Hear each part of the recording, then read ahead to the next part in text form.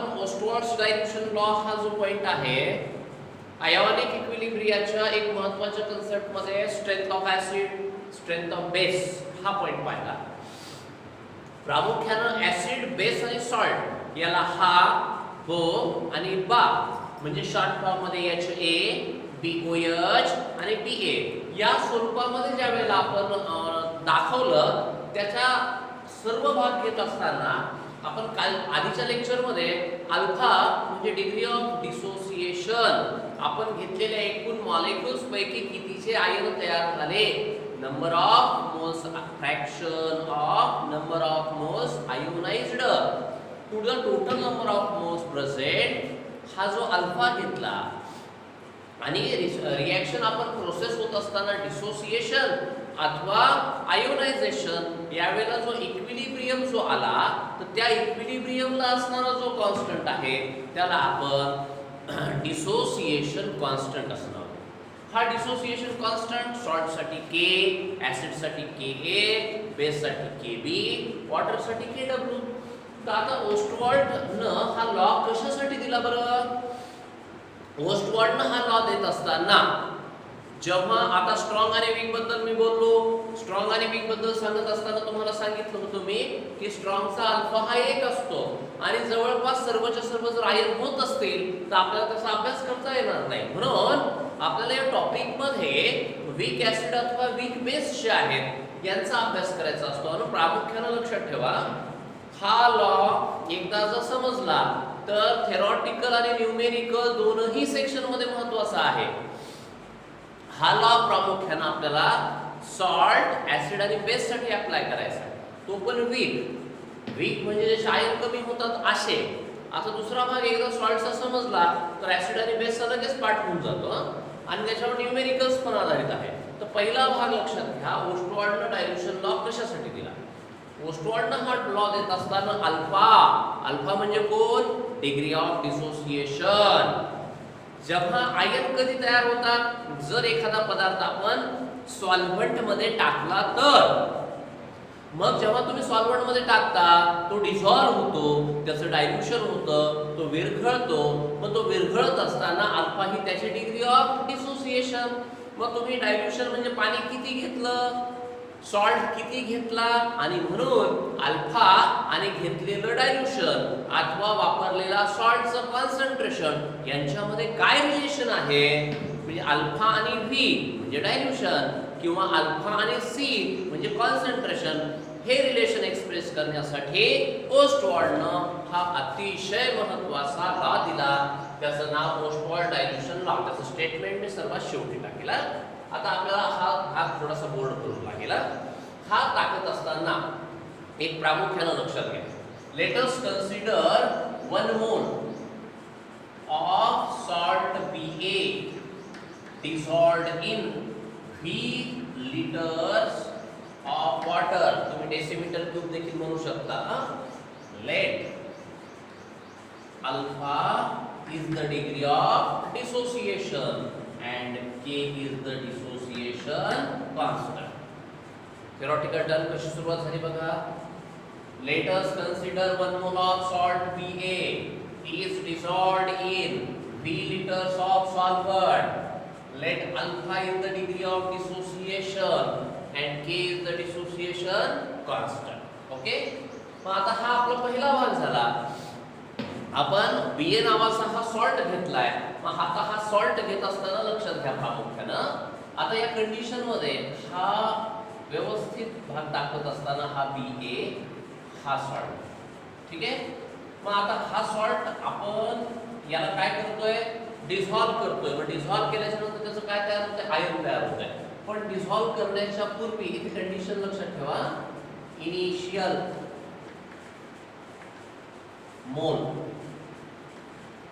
सुरुवातीला किती घेतलेले? 1. आयन कसे तयार होणार आहेत त्याचे?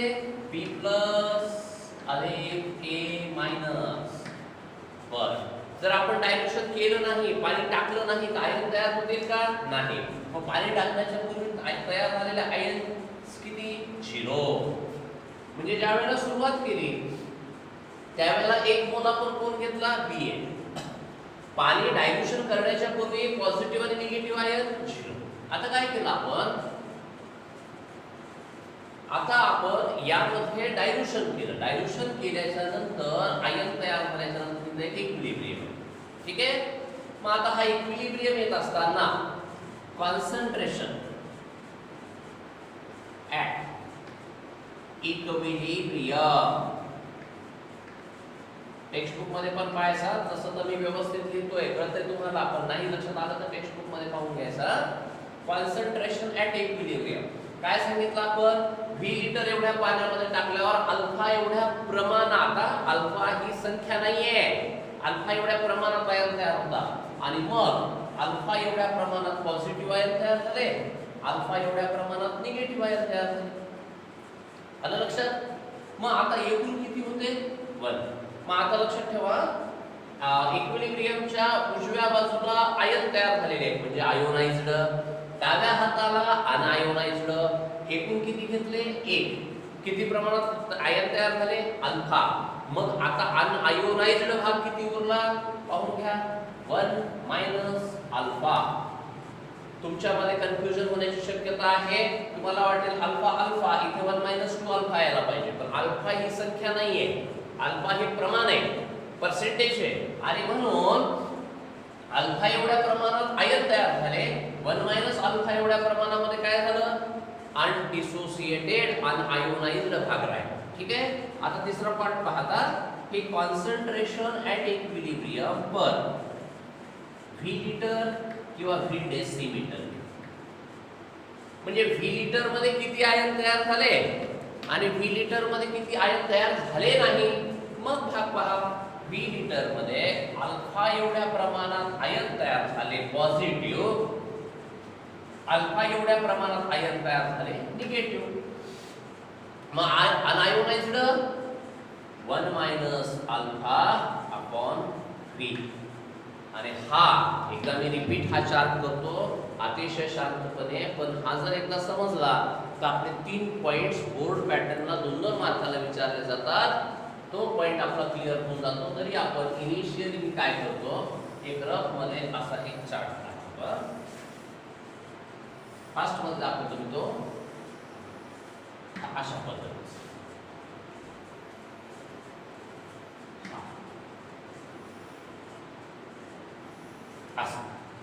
आणि हा जर का चार्ट आपल्याला समजला, लक्षात आला, तर प्रश्नच मिटला. मी हळू आणि एकदम स्लो पद्धतीने परत एकदा रिपीट करतोय.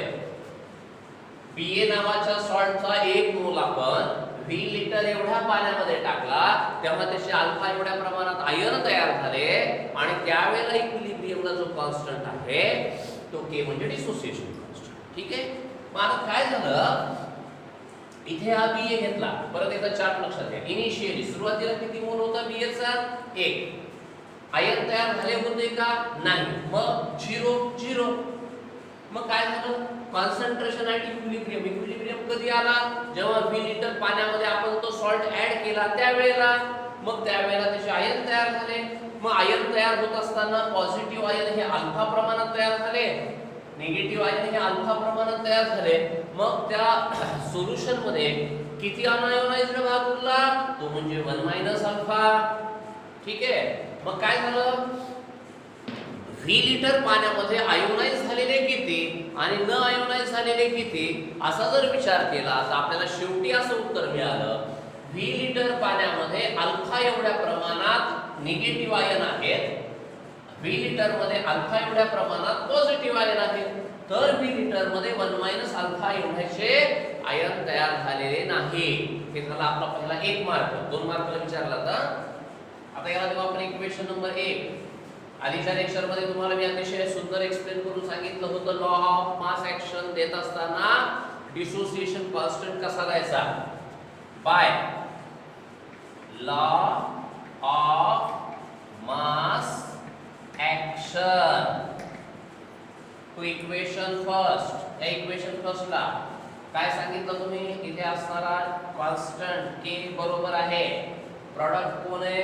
हे स्क्वेअर ब्रॅकेट हा b प्लस दुसऱ्या स्क्वेअर ब्रॅकेट मध्ये a minus upon square bracket मध्ये ही ए, याला इक्वेशन नंबर देऊ 2.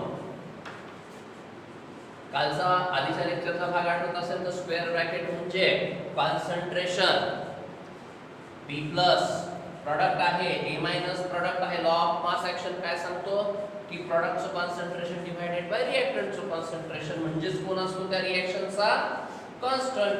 हा सॉल्ट असल्या कारणाने त्याचा कॉन्स्टंट कोण आहे के. मग आता इक्वेशन नंबर 2 कसं आलं कळालं. इक्वेशन नंबर 1 ला आपण law of mass action apply केला. आता स्क्वेअर ब्रॅकेट म्हणजे काय सांगितलं कॉन्सन्ट्रेशन ऑफ बी प्लस. इकडे लक्ष द्या.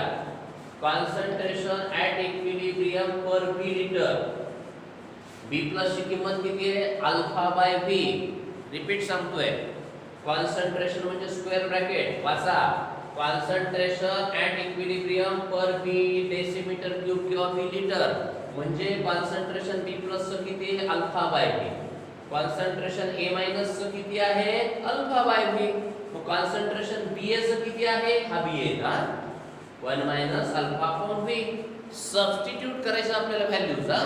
पहा substitute values in equation 2. Equation 2 k as it is equals to b plus ची value alpha by v. Directly लिहितोय आता मी a मायनस ची व्हॅल्यू अल्फा बाय v. हे पहा alpha by v into alpha by v upon व्यवस्थित लिहितो okay upon बी ची किती value 1 minus alpha upon V. 1 minus alpha upon V. आलं लक्षात. मग आता कोणतं एक हा व्ही कटला हा व्ही कटला काय काय शिल्लक उरलं बघा alpha into alpha alpha square न्यूमरेटरला फक्त alpha square upon v into 1 minus alpha. तसं जर पाहिलं तर आपला दुसरा मार्क संपलाय. तसं पाहिलं तर हे एक इक्वेशन आणि ते एक इक्वेशन लिहायला 2 mark. This is the Ostwald's dilution law for weak salt. एवढंच झालं तरी चालतं. पण आता आपल्याला पुढे जायचंय आणि हा पुढे जात असताना काल मी एक सेक्शन दाखवला तुम्हाला आठवतं का बघा. आता मी काय सांगितलं एक स्ट्रॉंग इलेक्ट्रोलाइट आहे त्या 5 आपण तसे मोल्स घेतल्या आणि स्ट्रॉंग म्हणल्यावर काय झालं 5 पैकी 5 आहेत तयार झाले. मग त्याचा अल्फा किती रे 1. आलं का लक्षात. काय व्हायले हा अल्फा 1 आला. मग आता हा जर अल्फा 1 समजा स्ट्रॉंग इलेक्ट्रोलाइटचा 1 असतो तुम्ही जर इथं अल्फाची व्हॅल्यू 1 ठेवली तर 1 - 1 किती आला 0. आणि जर डिनॉमिनेटरला जर असा आला 0 तर आन्सर काय येईल आपलं इन्फिनिटी. मग आन्सर इन्फिनिटी असेल तर आपण अभ्यास करू का. म्हणून स्ट्रॉंग इलेक्ट्रोलाइट आणि स्ट्रॉंग ऍसिड आणि स्ट्रॉंग बेस का घ्यायचे नाही त्याचं उत्तर आता सांगितलं मी कालच्या आजच्या लेक्चरला म्हणलो होतो मी. अल्फा स्ट्रॉंग सॉल्ट किंवा स्ट्रॉंग कुठलाही पदार्थ असेल त्याचा अल्फा किती आहे नियरली 1 आणि 1 जर डिनॉमिनेटरला ठेवला इथे तर उत्तर काय येईल डिनॉमिनेटरला 0 येतं म्हणजे उत्तर इन्फिनिटी. आणि म्हणून आपण हा अभ्यास वीक इलेक्ट्रोलाइट साठी करतोय. तर आता वीक इलेक्ट्रोलाइटचं माहिती कसं आहे बट फॉर वीक इलेक्ट्रोलाइट अरे 5 पैकी एखाद्याचे आयन तयार होतात म्हणजे वीक इलेक्ट्रोलाइट साठी 1 minus alpha is nearly equals to 1. त्याचा अल्फा काही विशेष नसतो. म्हणून वीक इलेक्ट्रोलाइट साठी ही कंडिशन आहे. आणि मग आता आपण व्हॅल्यू ठेवली k equals to alpha square upon v. Equation number 3. This is the Ostwald's dilution law. k बरोबर आहे alpha square upon v where v is the dilution, alpha is the degree of dissociation आणि k म्हणजे dissociation constant. एवढ्यात आपले 2 mark झाले. पण तरी आपल्याला पुढे जायचंय. बट 1 by v बरोबर आहे c. What is c? c म्हणजे कॉन्सन्ट्रेशन. डायल्यूशन आणि कॉन्सन्ट्रेशन हे इनव्हर्सली प्रोपोर्शनल असतात. याचा एक एक्सप्लेन करतो पण तत्पूर्वी देयरफॉर k बरोबर आहे अल्फा स्क्वेअर इनटू c. दोन फॉर्म आहेत वेगवेगळे. This is the Oostwald dilution law for in the form of dilution, and this is Oostwald dilution law in the form of concentration. मग आता हा न्यूमेरिकल सेक्शनला देखील आपल्याला वापरायचा असतो. जर आपल्याला डायल्युशन आणि अल्फा दिला असेल तर के काढायला सांगतात, के आणि डायल्युशन दिलं तर अल्फा काढायला सांगतात, किंवा कॉन्सन्ट्रेशन आणि डिग्री ऑफ डिसोसिएशन दिलं तर के काढायला सांगतात. त्याविषयी आपण नंतर चर्चा करूया. पण आता जर काही जणांना प्रश्न पडला की 1/v = c कसं आलं, तर ते तर प्रूफ आहे, पण तरी देखील आपण सांगितलं की समजा आपण 1 कप चहा घेतला, करायचा असं ठरवलं. 1 कप चहा करण्यासाठी आपण दूध 1 कप घेतलं, साखर 2 चमचे टाकली, चहा पावडर 1 चमचा टाकली, आणि आपण नियोजित वेळेनुसार चहा उकळण्याची वाट पाहू लागलो. पण काय झालं की तो चहा उकळल्याच्या नंतर आपल्याला जी चव लागेल ती नॉर्मल असेल, पण तो गॅस बंद करत असताना आपला 5 मिनिट गॅस बंद करायला उशीर झाला. काय होईल बरं? मग काय होईल, तो 1 कपाचा चहा हा अर्धा कप होईल. मग आता एक लक्षात घ्या, अर्धा कप झाल्याच्या नंतर त्याचा 1 घोट जर आपण पिऊन पाहिला तर आता तो कसा लागेल? आता तो चहा पावडरनुसार डार्क लागेल, साखरेनुसार तो अतिशय जास्त गोड लागेल. मग आता आपण 2च्या ऐवजी 4 चमचे साखर टाकली का त्याच्यामध्ये? नाही. मग काय झालं? दूध कमी झालं, म्हणजे व्हॉल्यूम कमी झाला, आणि म्हणजे व्ही कमी झाला तर साखरेचं कॉन्सन्ट्रेशन वाढलं. या पद्धतीनं आता तुम्ही त्याच्यात अर्धा कप दूध टाका, गरम करा, तुम्हाला नॉर्मल चहा लागेल. मग आता काय साखर काढून घेतली का आपण? नाही. याचा अर्थ dilution is inversely proportional to concentration, आणि म्हणून this is the Ostwald dilution law. अतिशय सुंदर पद्धतीनं हा जो लॉ आहे हा आपल्याला एक्सप्लेन केला जातो. हा लॉ एक्सप्लेन करत असताना सुरुवात कशी करायची लक्षात घ्या. आता let us consider 1 mole of a salt Pa is dissolved in V liters of water. Let alpha is the degree of dissociation and K is the dissociation constant. मग आपल्याला हा चार्ट घ्यायचा, तयार करायचा, बाय लॉ मास ऍक्शन घ्यायचं, आणि त्यानंतर आपण सबस्टिट्यूट व्हॅल्यू केल्याच्या नंतर हे इक्वेशन्स आपल्याला मिळतात. आणि प्रामुख्यानं हा लॉ आपल्याला ऍसिड आणि बेससाठी घ्यायचा आहे, तेव्हा तो आपल्याला मी तोही लेक्चर द्यायची आवश्यकता नव्हती, पण मी ते देखील देणार आहे, जेणेकरून आपला तो भाग पाठ झाला पाहिजे. हां, त्याच्यापैकी ऍसिड आणि बेसपैकी एक कन्सेप्ट मी घेतो. ठीक आहे, आजचा पॉईंट जो आहे हा इथे आपण स्टॉप.